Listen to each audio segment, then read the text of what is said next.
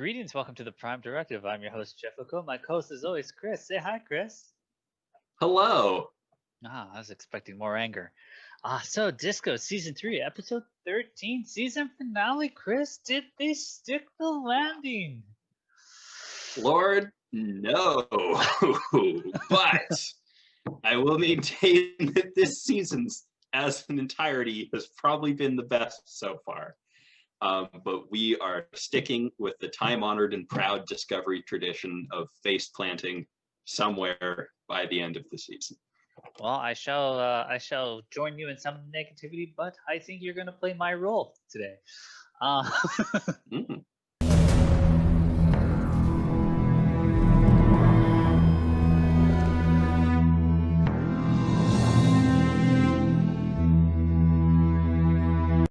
Episode starts out with a Gormagander space creature. It's just a baby, Chris. It's just a baby. Yep. Hugh's looking pretty radiation bad, and Saru's hanging out with Sukal. Adira finally shows up, gives him some drugs. But my real question is, why does Gray exist here? That makes sense. So this is clearly a magic mind-reading holodeck. So just assume mind-reading. I shouldn't say magic. It's 900 years in the future. It's a mind-reading holodeck. To you, it looks you can sort like of assume magic. that the universal... Yes, any sufficiently advanced MacGuffin. So you have to imagine the universal translator, even in a regular Star Trek future, is kind of in your brain already, because you don't see any lip movement variations with what people are saying. Discovery. Come in, Discovery. I have no badge. No phaser or tricorder either. Our supplies. We need those radiation meds. Holodeck seems to be sensing people, and we can't find our stuff on us, because for some reason they seem to have it back at the end when the program's turned off. But that's fine. It's in your brain. It's messing with your brain, so you can't deal with this. And it senses sort of two beings in this one person's brain, and then represents the other one. So fine, sure. The only issue I took with that at all. No, because there's only the one that's actually like active, right? But they could have gone that route, I guess. The only issue I took with that was at the end, when Culber is promising that we're gonna find a way to make you'll be able to be seen. We're gonna make you a real boy, and I'm just like, that should be super easy. This mind reading holodeck's like 100 years old. just put them in the better mind reading holodeck when you get back there. Yeah. It should take a week tops to have a patch written. To go back, I can't. Hey, we got you, Gray. Okay? Adira, Paul, me. We'll find a way to help you be seen, truly seen. Well, let's just cover all this Saru stuff instead of jumping back and forth. Sure. So he's talking to Sokal, and we basically figure out, Sokal caused the burn when Mummy died. Get a little holodeck recreation of that. I actually do kind of like this story. The actor was real good, and the emotional beats are good. Like I like this for a Star Trek story, but just the range of the consequences that they're attaching to this story it feels so off. Like I was we were expecting. Yeah, we were expecting something more like a terrorist plot or something, but it was. I guess there's something, it doesn't have to be this big mastermind thing. It can just be an accident. The science surrounding it makes very little sense, but it's future space science, so I guess it doesn't. Hey, Hugh explained it to you because he was born there. Like, I guess it's fine, but it feels weird, right? Like, it does feel like there's this big disconnect between the story and the consequences of. Yeah, nothing matters in this, really. Like, it's just like, oh yeah, all dilithium's gone. Hey, all the ships from Vulcan, why don't you just warp here? We're being hailed. Audio only. It's Navarre, sir. Coming in at maximum warp. They sent a fleet. They say they're here to help. Did Vulcan or Navarre just burn their entire dilithium supply to send their entire fleet all the way to Starfleet headquarters? Is that what they did? Because of how much dilithium did that Burnham's cost honorable Romulan. position. Yeah, like His mom. how much did that cost them, and how much did they have in the first place? Because yikes. Yeah, like, they didn't even call first. They just showed up. For people that want nothing to do Yeah. with the Federation, that's surprising. Yeah, that was a huge commitment off of Burnham's cry whisper speech. Saru calms Sahil down. They shut everything down. Ship's about to explode. Yeah, Disco Mhm. shows up, saves them. My takeaway from this episode was shit just happens. Like, shit just happens because it looks cool, and they shuffle you off to the next thing.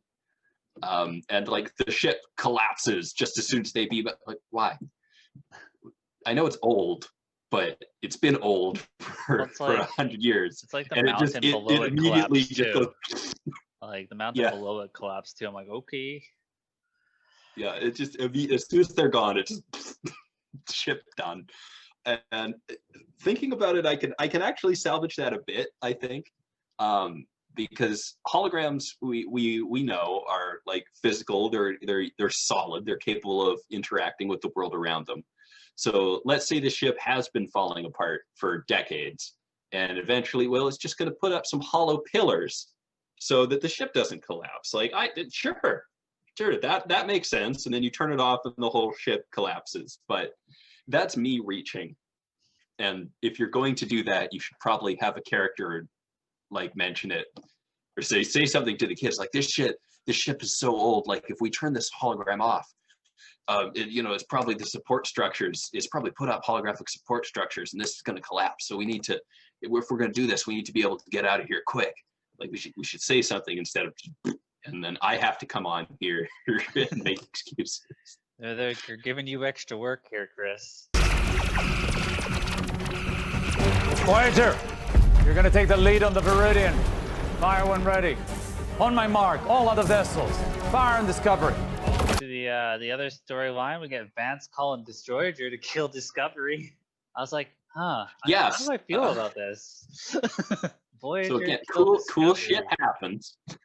Cool shit happens, and the entire, like, a dozen vessels in Starfleet headquarters can wail on Discovery for a couple minutes and not accomplish anything. Yeah. We can't target their engines and just. Maybe they give them upgrades far beyond everything they have, apparently. Yeah, like maybe just shield and hull technology has advanced so far beyond weapons technology. We can't use the prefix code? We can't use the prefix code and shut it down? Ooh. Was it good? I feel like there should be better solutions for rogue Starfleet ships within Starfleet headquarters. Yeah. No, I was just happy to hear the name Voyager. I was like, take them out. Do it. Do me proud. Make me proud of that. Yeah, shit. no, and we didn't even get a look at Voyager, right? Like, I would have at least loved a nice flyby of it in action. That would be cool. All the ships that I did see in this, it's just like they're so shiny and stuff. Like, you don't really get any detail out of it. Mm-hmm. It's not like my models, Chris. I could tell what my models look like. We get a little cute bot insurrection underway until they shut off all the air. A completely, again, looks cool, but completely useless bot insurrection. The only thing I saw those things do was get blown up. Yeah, Zora was wasted. Zora was not utilized in the slightest this season, and I don't know why they bothered introducing her for movie night. Yeah. She did nothing. Oh, it was laughable last episode when she shows up and it's just like, old movie, remember me? And then now it's just like, and we're thinking like, oh, okay, this is cool, we're going somewhere with this, we're getting Zora, and we did nothing. Yeah. Like, we have these sentient bots now that are ostensibly helping the crew and kind of save Osyraa. But we also could have just had Tilly or someone be like, I'm reprogramming the bots to do stuff to help us. And that would have taken 2 seconds, and you wouldn't have needed Zora for this entire season. yeah, sphere Why- data why? sounds like quite the advantage that has not come into play at all this season. So, Yeah. Why are you here? exactly. Why didn't we pull a non and just leave the sphere data somewhere if we're not going to use it?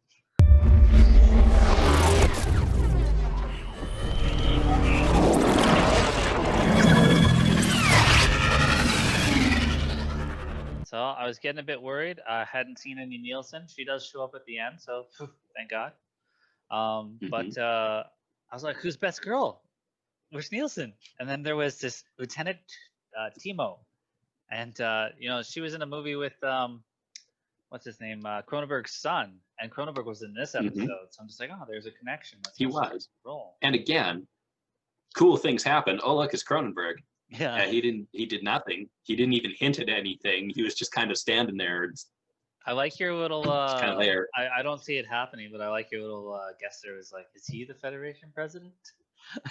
I mean, maybe he's way too shady to be the Federation president, but that's how he got it. I don't know if they're even. I've never seen a shady president. You're right. You're correct. I've never seen a shady president. I don't want shady Federation presidents, Jeff. I want to get away from this shit. I watch Star Trek. But yeah, I don't know if they're trying to hint at, oh, who's the Federation president by not showing him, or if it's just Vance, or I don't know. I doubt it's Cronenberg. Not to open a can of worms, Chris, but I 100% tell you it is a female president. Sure, why not? Whatever. But what is Cronenberg's role actually? Did we ever address that? Well, we did. They didn't. We said Section 31. Oh, okay. Because he's clearly important. Yeah. And he doesn't have to dress in uniform. But he needs somebody. Section 31 this far into the future is just actually working with the Federation. Instead of like in the shadows, they're just like literally like, hey, I'll help you out with this. Oh, let's call that shady dude we know. You need to let us go. Says the hostage with a phaser to her head. Didn't you send a distress call to Nivar? I did, but we don't need to escalate this. If you let us go. Discovery's far too valuable. Not without Commander Stamets. Vance gets a phone call from Burnham, and she's all like, hey, trust me to solve this. I'm not going to tell you how, and it probably ain't going to look good, but just trust me. And he does. I don't get it. I never felt like the Federation was in a bad position through this whole thing. Like, I don't understand why Discovery made it 5 feet with the entire fleet wailing on it. Like, half the fleet. The other half was in Kaminar. Okay, I don't understand it. It felt like the Federation was in a great position. And then there's the entire Navarre fleet outside, which also accomplished nothing, but looked cool, that can deal with Osyra's ship. Like, Book's ship can 1v1 Osyra's ship, and we have the entire Navarre fleet out here. I assume would be reasonly capable. So I never felt like there were any danger. I'm like, yeah, you got this entire situation totally handled. Why are you giving control over to Burnham to just do some shit? No, it's like, I have to Vance, I'm gonna do some shit, and she'd be like, no, we got this. There's no problem here. Discovery can't even spore jump. The Vulcans spent their last like 800 years just working on sensors, not weapons. Yeah. It's more peaceful that way. I am genuinely fond of you. But make no mistake, I saved you because you're useful to me. So Aurellio doesn't want Osyraa to hurt Book, but then she chokes him out. Yes. And then Burnham decides to pull a fast one 2 feet from her and put up a shield and escape with Book. And then we head to the turbo. Yes, that I didn't have a particular issue with that. Incompetent henchman. Burnham actually knows how the Discovery works. Sure, that's fine. That's a reasonable action sequence. That Okay, but like putting up a emergency medical shield that allows you to go through the back door, shouldn't it just surround the bed? Yes, that is a little weird. I'm not sure what the actual functional purpose of that shield is. Yeah, but yeah, Kristen, we had into turbo lifts. Those were fun, weren't they? Up here, you son of a bitch! Then she falls through the hole. Up here, you son of a bitch.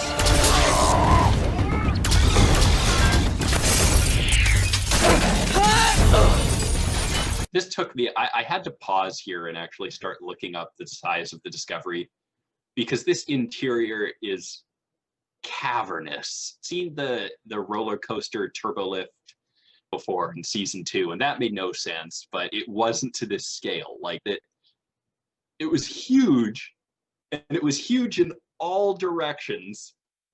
And Discovery's long and thin, so it wasn't like extremely long. It was huge on all sides. Are we in the Death Star? Is this the Borg cube from Picard season 1? Hey Chris, if What you the think fuck that is is big, this? if you think that is big, wait till we eventually see engineering.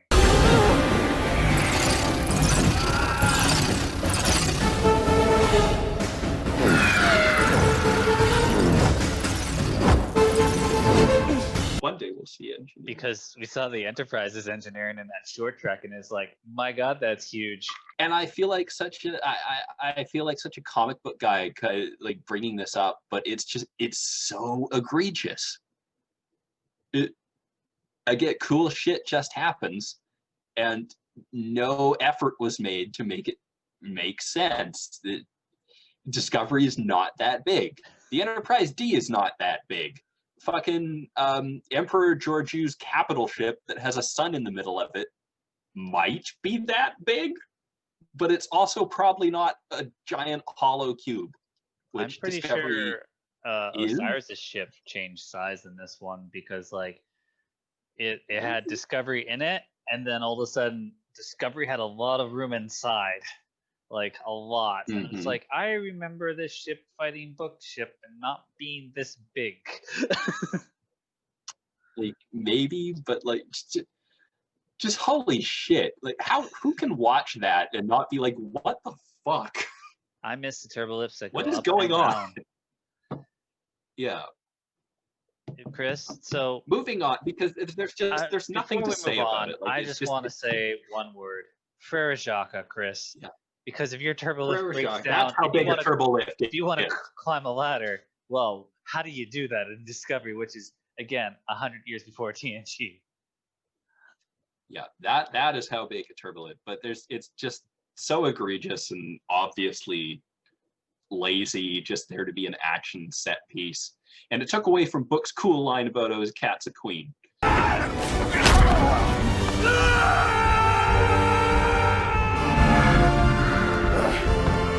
She's a queen! We were saying like, oh, maybe the Enterprise will show up or something. And so I did some of the math there. I'd say every 200 years we go through 4 to 5 Enterprises. It seems to be a rate we're going through Enterprise. we're gonna be out pretty quick, yeah. So yeah, plenty of letters left in the alphabet. Oh, actually, sir. Mikey calls Tilly, and she's all like, "Hey, remember that birthday? Yeah, go blow up the warp core." I want to apologize to people watching this because I feel like I'm usually a little more positive, and today I'm just ranting. And maybe that was just my headspace I came into today, watching this. But so Michael Burnham's message. This is what she said. She calls. She gets on the horn and she's like, "Hey Tilly, remember that nice birthday we had where I cheered you up and we hid in the nacelle? Kill yourself." That was that was her plan. Hey Tilly, kill yourself. At no point, like, they immediately bring up this is a suicide mission, and I didn't think it was, based on the tone of the scene and just who's telling this to Tilly. Tilly it never even occurred to anyone down there that what Michael Burnham was telling them to do was anything other than a suicide mission. Like, you've got 7 or so people there who presumably don't want to die, and none of them can come up with a scenario where they don't need to kill themselves to do this plan. And wow. But the magnetic field could destroy the dots before they could even set the bomb. That's why we have to do it ourselves. It's a suicide mission. We can die here. In the end, they didn't have to kill themselves, Chris. Oa can hold her breath. But that was not their plan. So I want to say a couple of things about this. So thing number one, I guess that's not necessarily a weird thing to ask of a Starfleet officer, because in order to be a commander like Michael Burnham is, you have to be willing to tell Geordi to kill himself. No, okay, all right. Too much. If you ask risk, according to Stamets, that is asking too much. Okay, all right, fine. Stamets wouldn't do that. It's too much for Hugh. So that's a thing, but I feel like Michael Burnham just steamrolled through this. Like she didn't react like she was asking her best friend to kill herself for this plan. She's just like, Tilly, you gotta go do this thing, bye. Holy shit. And thing number 2, Michael Burnham's plan was to go reboot the computer core, which she accomplished, which sabotaging the nacelle did not contribute to. Unless I'm mistaken, did sabotaging the nacelle contribute to her reboot the computer plan? Not really, no. It brought him out of warp earlier, I guess.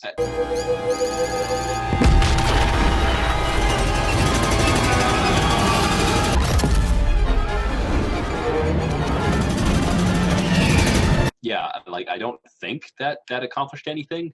So when Maybe Michael Burnham expecting to fuck succeeds, up. She's like, hey, maybe, blow the warp because this was a backup I'm gonna plan. screw up here. Yeah. Okay. Yes, Tilly, I need you to kill yourself just in case. Great, Michael Burnham.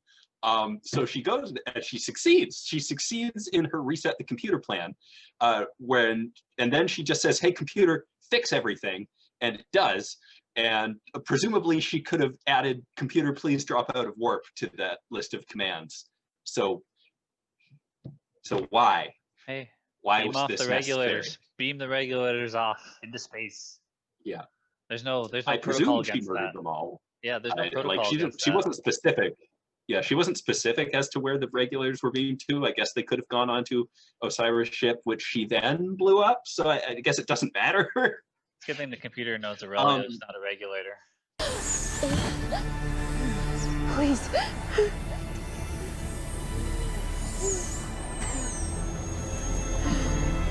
So yeah, as I was saying, Owa can hold her breath, and she tells everybody about it. I'm like, everybody else is like, there's so little air. Noah's is like, oh, I can hold my breath for 10 minutes. Back in my family days, like I was like, yeah, like minor nitpick, but that would definitely help her like working in between because that's what free diving is. It's like you can take a big breath and then go do shit for a long time.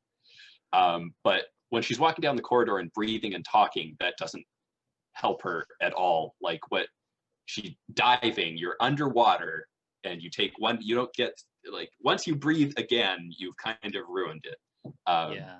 Extremely minor nitpick in an episode full of major nitpicks. Lieutenant Osyraa. You can't be here. The magnetic field. You must stand.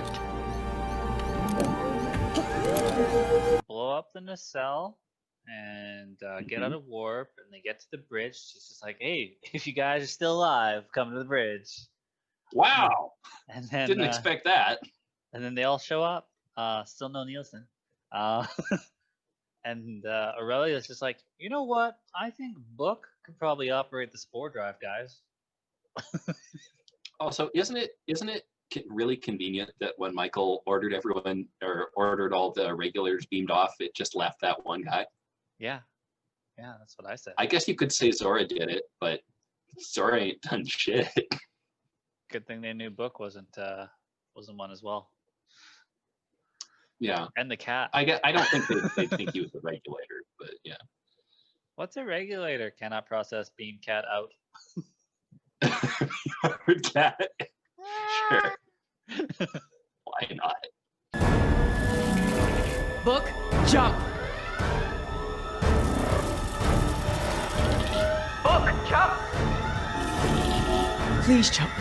Yeah, so Book operates the spore drive. How come you didn't see that coming, Chris? Huh? I didn't. So this was the highlight of the episode for me. I thought that Book operating the spore drive was great. I've just been bitching all episode, but I'm going to gush about this. I feel dumb for not having seen that coming because I feel like that makes a shitload of sense. That seems great to me. We've established Book and his species or just Brotherhood's ability to communicate with animals and plants. We see him like sprout that plant up in the first episode. So yeah, I feel dumb for not thinking, hey, this guy that can talk to plants, maybe he can do something with the spore drive here. Can he talk to the mycelial network? Maybe. this totally works for me. I dig it. I'm looking forward to next season when it's just like, Stamets, we need to go here and help this ship. Is there risk? Is there risk? No, I'm not going to do it. Hey, Book. Okay, if you could just take care of that. But this is how they're going to be able to clone the spore drive. They can make the drive. They just haven't had a pilot. And now all of Book's buddies can be pilots. Yeah. Hell yeah. Let's rock. This makes sense. Thank you, Discovery writers, for this good plot point. I feel dumb for not having thought of it myself. And that's a good twist. That's a good plot point for me. I would tell you not to feel dumb, Chris, but honestly, not being ahead of the Discovery writers, maybe you should. Maybe after today's episode, yeah, maybe. Eject the warp core.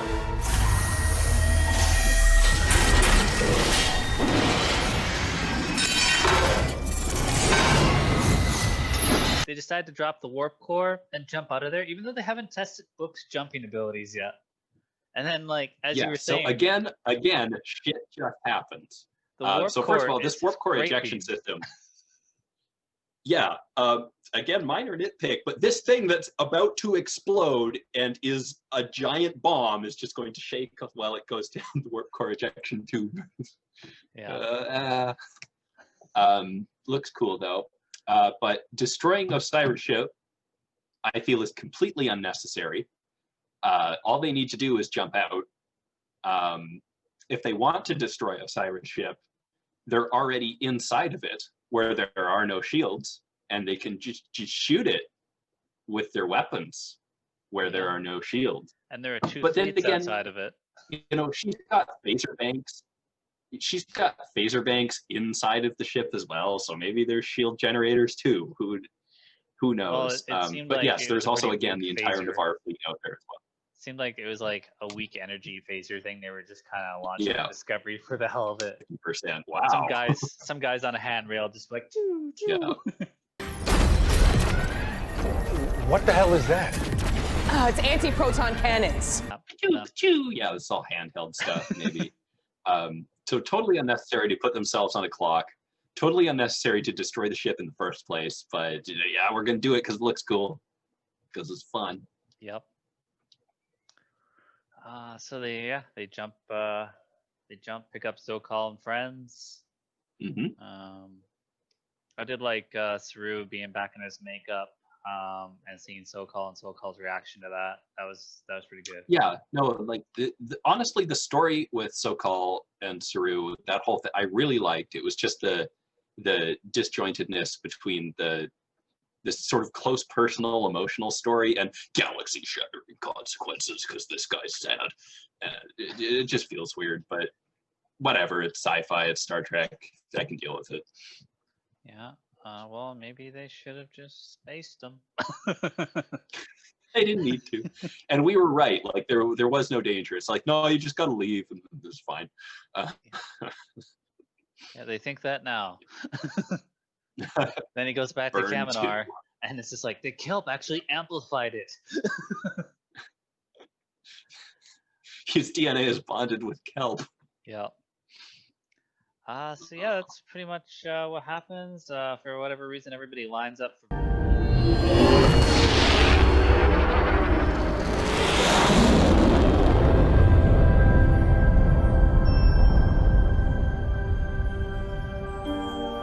Give him a hero's welcome.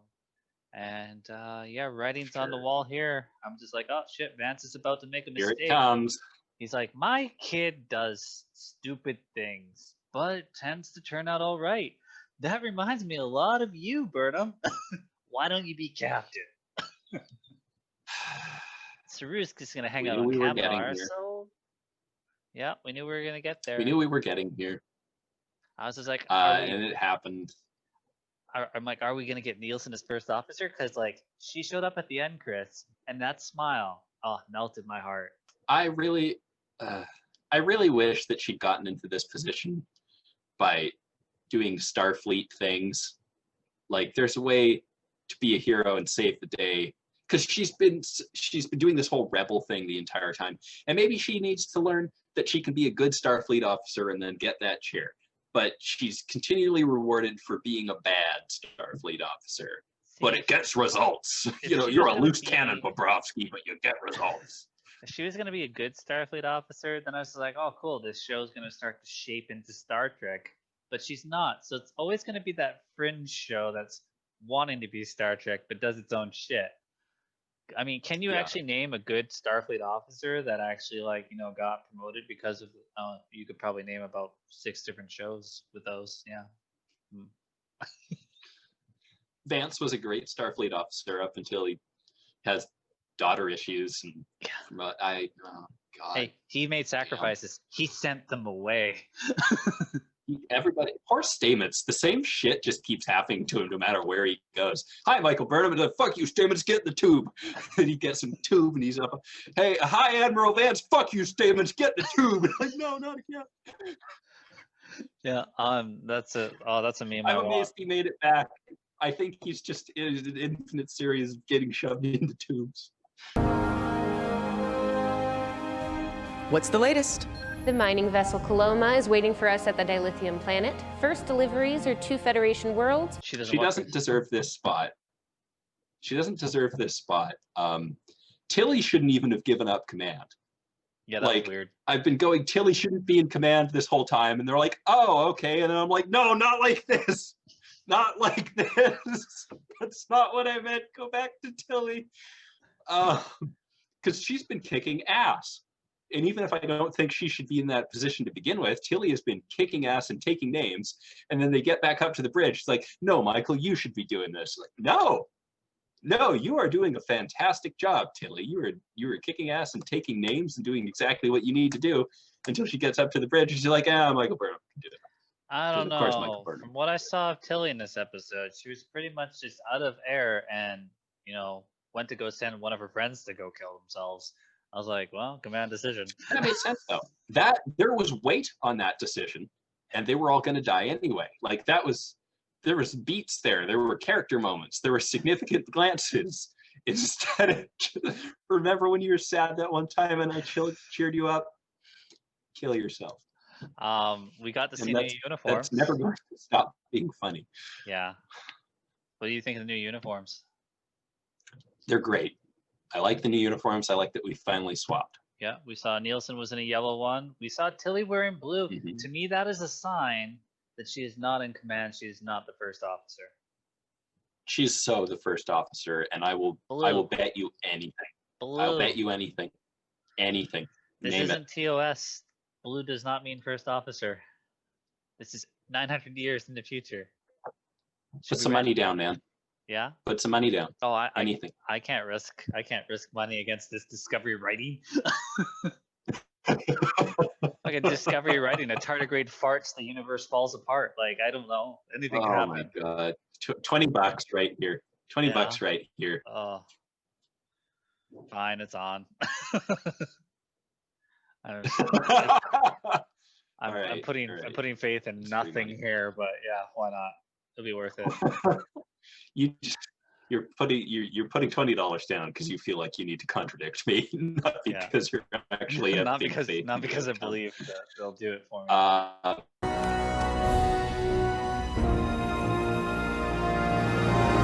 Let's fly. Oh, what do you think of Burnham settling on "Let's Fly"? Like I actually missed it. Yeah, I was too busy face palming. I missed a bit of that ending. Like, let's fly. Like, you're in Is that her thing? She said, "Let's fly." Yeah. Okay. That's fine. Yeah. I can live with that. That's not a bad catchphrase. We get a little Gene Roddenberry quote to remind you we're watching Star Trek, and then we get some TOS music credits. Just like season 1, they definitely did the TOS music for season 1 because it was like, it's the Enterprise. I remember that being the finale.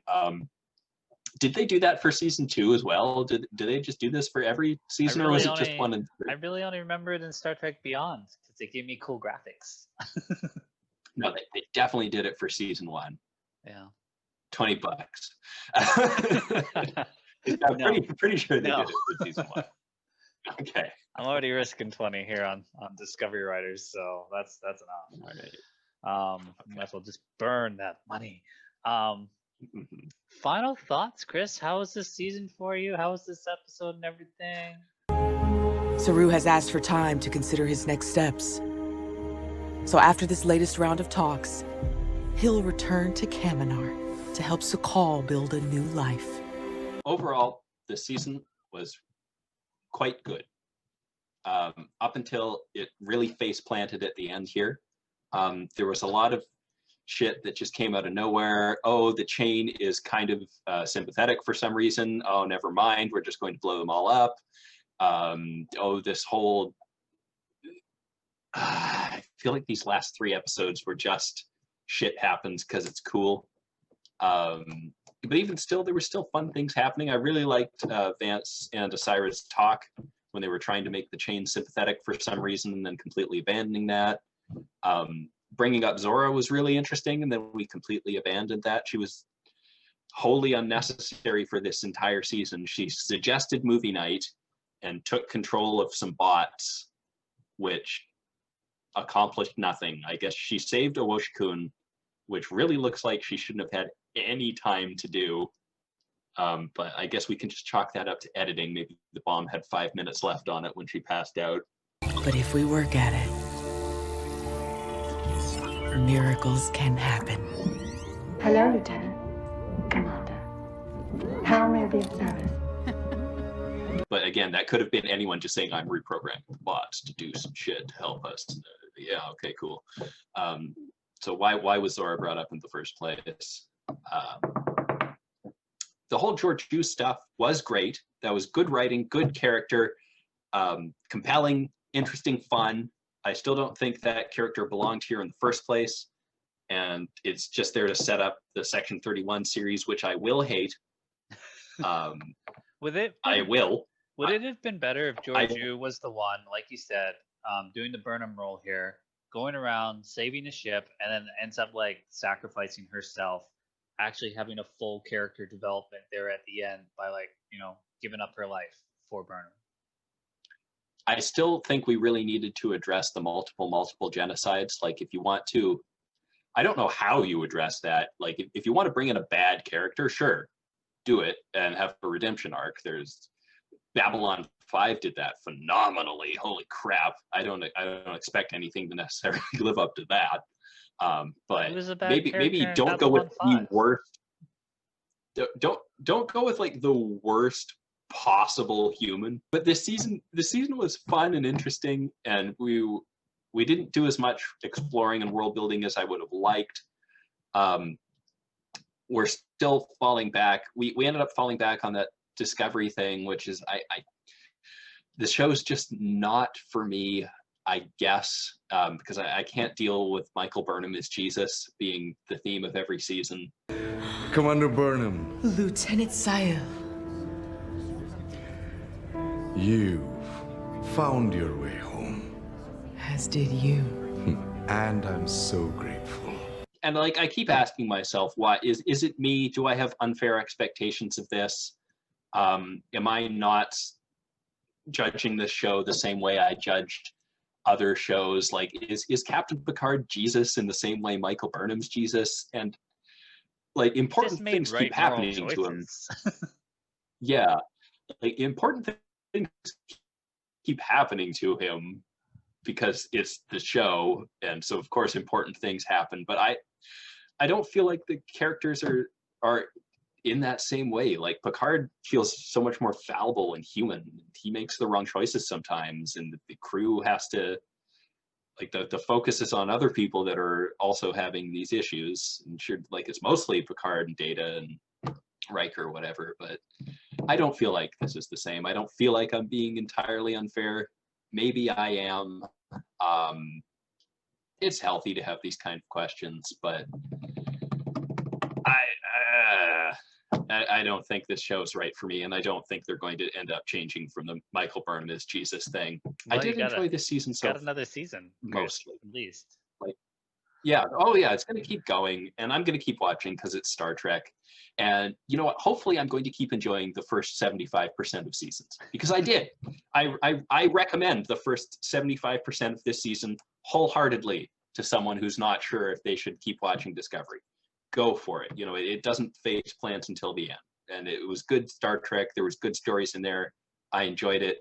I think I'm a little saltier than I should be, trying to give a whole season roundup after that episode, because this episode had a lot of things that made me mad and a lot of things that didn't make sense, as have been hallmarks of Discovery finales thus far. So there's my summation. Yeah. For me, there's a lot of good additions to this. There always seems to be like a romantic addition to Burnham that I tend to like. Like Tyro was cool, Book's really cool. Oh yeah, I like Book. I'm glad Book even has more to do now. I really like like the aspect of his character and the shit that he can do. Like he has his own ship. Mr. Booker doesn't just feel, he connects. He's able to communicate with species that are nothing like his own.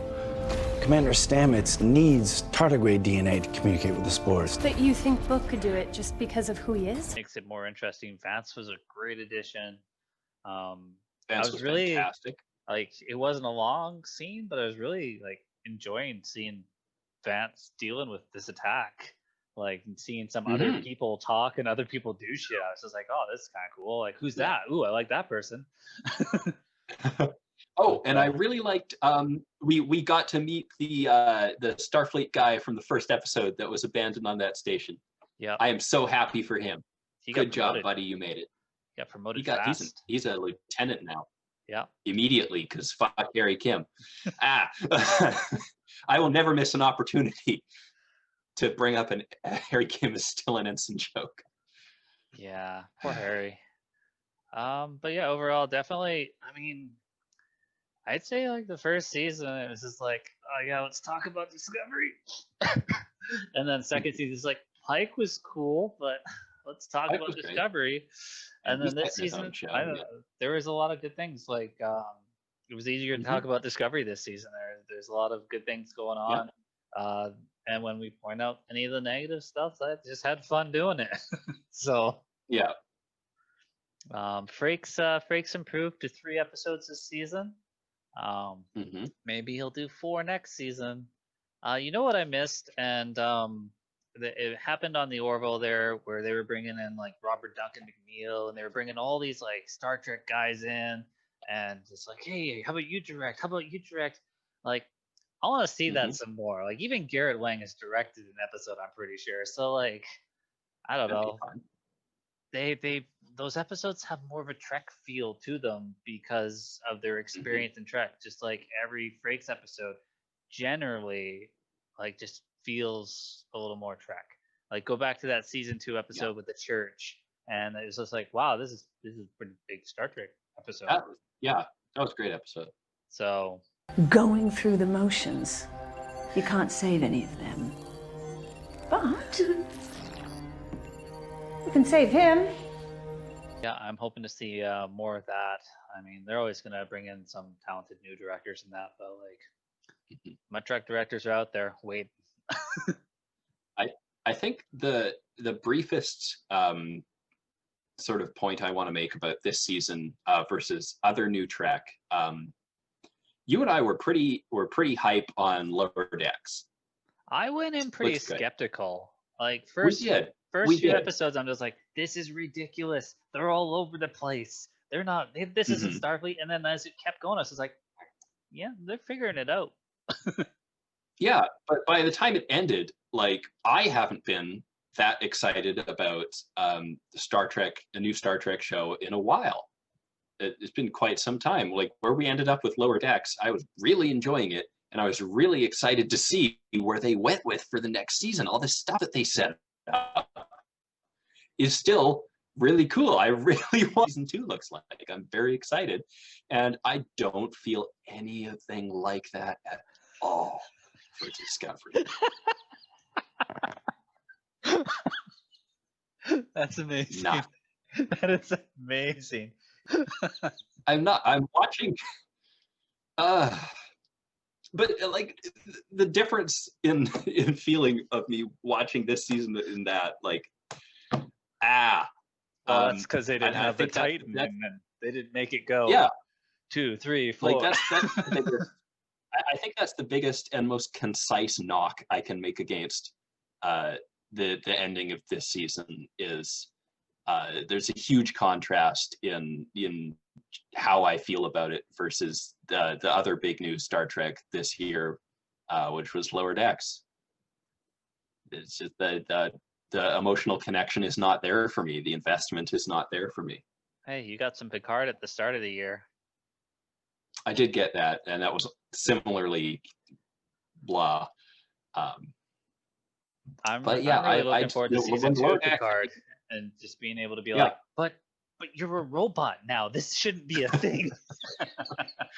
Yeah, but the Lower Decks ending was a feeling I haven't gotten in a very long time. Like probably since I was watching Enterprise, and Enterprise never really even pulled those kind of endings so much. I was like, wow, I want to see where this is going. This is great. Where are you going with this stuff? Wow.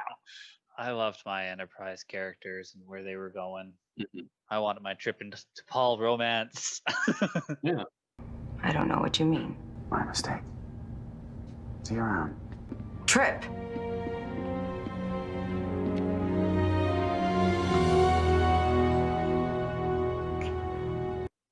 I want Archer to hook up with that captain from the Columbia.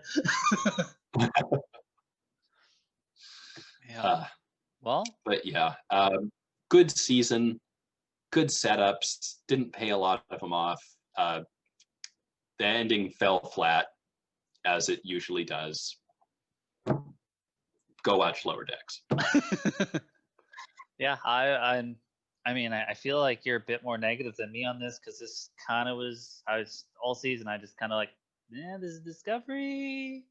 Yeah, that's the ending to me was the same as most of the season. Yeah. So I'm not. Maybe Chris on a different day would come at this different, but today I'm very disappointed. I wish Michael Burnham got the captaincy by being a good Starfleet officer, because we saw her be a good Starfleet officer for like 30 seconds when she was in command of Discovery for like 30 seconds. Yeah, but that I was felt pretty she good. was faking that. I felt she was faking that because Willa was watching a Willa. I agree 100% with the Burnham show, but I don't think we're gonna get anything different. So till season 4, I'm guessing the next Star Trek we'll have to talk about will be Lower Deck season 2. That or Picard season 2, but it's probably a lot easier to make an animated show right now. Yeah, I think. Oh man, Chris, how about this? How about, because of all the shit going on, and because this is also a brilliant idea, and everybody remains young, why don't we just do animated shows of Riker and Troy, of whatever the hell Worf does?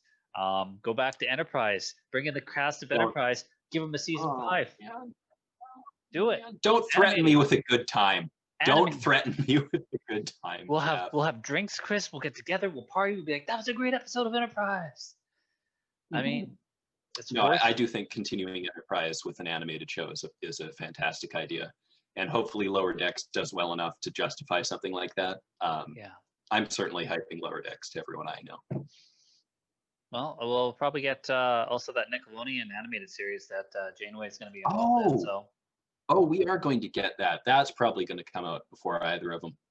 Yeah, we'll see. So I guess are we going to do this? Are we going to review a children's show? Why not?